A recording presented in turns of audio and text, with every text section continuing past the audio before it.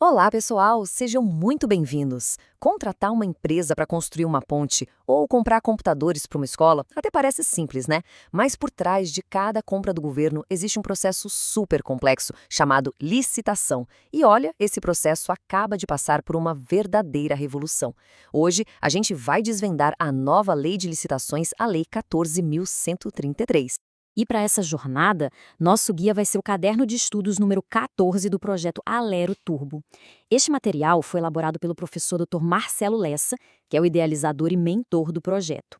O nosso tema de hoje é basicamente a espinha dorsal de como o governo contrata tudo: os princípios, as fases, as modalidades e os critérios de julgamento da nova lei. Vamos decifrar a nova lógica que promete mais eficiência e transparência para a administração pública. Exato. E o ponto crucial que a gente precisa entender desde o início é este. Não estamos falando de uma simples troca de artigos de lei. A Lei 14.133 representa uma mudança de paradigma, uma nova mentalidade. Ela força a administração pública a pensar, a planejar e a governar de uma forma muito mais estratégica antes de sair contratando. Basicamente, é o fim do improviso. E o nosso roteiro aqui é bem direto ao ponto. Primeiro, vamos entender a filosofia por trás da mudança. Depois, vamos ver as novas ferramentas que os gestores públicos agora têm em mãos. Em seguida, o novo passo a passo de uma licitação e, para fechar com chave de ouro, vamos focar naqueles pontos-chave que a FGV adora cobrar em prova. Vamos começar! Isso aí! Para entender a nova lei de verdade, a gente precisa começar pela sua filosofia. Ela não se apoia só naqueles princípios clássicos que todo mundo já conhece, como legalidade, impessoalidade, mas ela introduz novos valores que, na prática, redefinem todo o processo. E o princípio mais importante de todos, a verdadeira alma da lei, como destaca o professor Lessa, é o planejamento. Mas ele não age sozinho. Repara só como ele se conecta com outros princípios fundamentais. A segregação de funções, que é um mecanismo antifraude poderosíssimo, a transparência, para que toda a sociedade possa fiscalizar, e a eficácia, que é para garantir que o resultado final seja o melhor possível. Juntos, eles formam a base para uma contratação pública muito mais inteligente e segura. E vamos dar um zoom na segregação de funções, porque esse é um conceito que a FGV ama.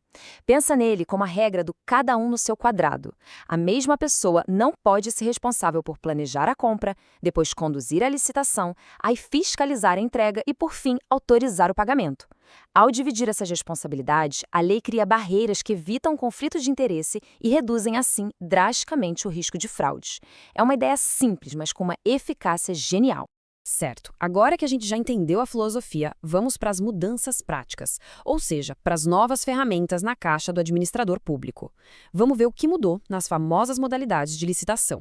E essa imagem aqui ilustra a mudança perfeitamente. Adeus, tomada de preços e convite. Elas simplesmente não existem mais na nova lei. No lugar, a gente tem 5 modalidades bem mais robustas e, como grande novidade, o diálogo competitivo. É uma verdadeira limpeza que veio para simplificar e modernizar o processo. Então, a pergunta de $1 milhão: como escolher a modalidade certa agora? A resposta não está mais no valor da contratação como era antigamente. Agora, a escolha depende da natureza do objeto.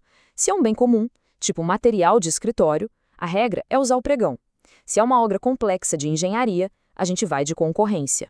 Se o governo quer vender um bem, como um carro usado, aí é leilão. A lógica ficou muito mais intuitiva.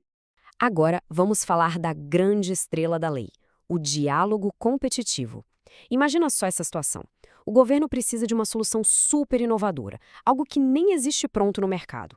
Em vez de tentar adivinhar como contratar isso, ele primeiro conversa com as empresas, desenvolve junto com elas as possíveis soluções e só depois, quando a solução já está mais clara, ele abre a competição. É a ferramenta perfeita para os desafios mais complexos da administração moderna. Ok, já vimos a filosofia e as ferramentas. Agora, como é que tudo isso funciona na prática? A lei foi inteligente e criou um novo manual de instruções, um rito processual padrão que se aplica à maioria das licitações. E aqui está o novo fluxo, em 7 fases bem claras. A fase preparatória, onde fica todo o planejamento, é a mais importante. Depois vem a divulgação, a disputa, e aqui está a grande virada de chave. O julgamento agora vem antes da habilitação. Ou seja, primeiro se vê a proposta, depois os documentos, só então temos a fase de recursos e a homologação final.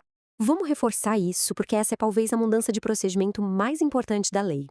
A regra agora é, primeiro, o foco é no preço e na técnica para saber quem fez a melhor oferta.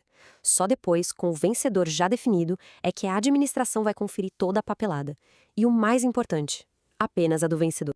Mas por que isso é um divisor de águas? A resposta é simples: eficiência. Pensa no tempo e no esforço que a administração perdia analisando pilhas e pilhas de documentos de dezenas de empresas, sendo que apenas uma seria a vencedora.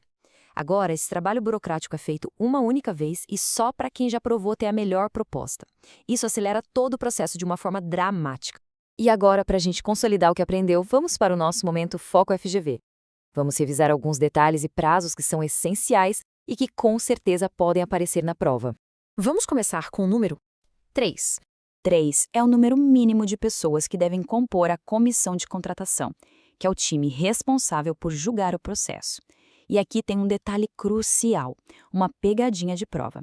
A maioria desses membros precisa ser de servidores de carreira, ou seja, servidores efetivos.